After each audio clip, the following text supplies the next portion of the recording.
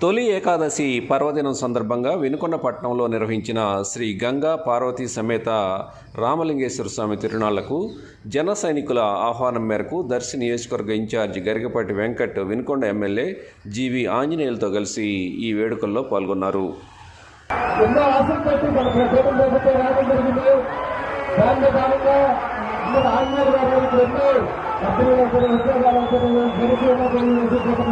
ఆధ్వర్యంలో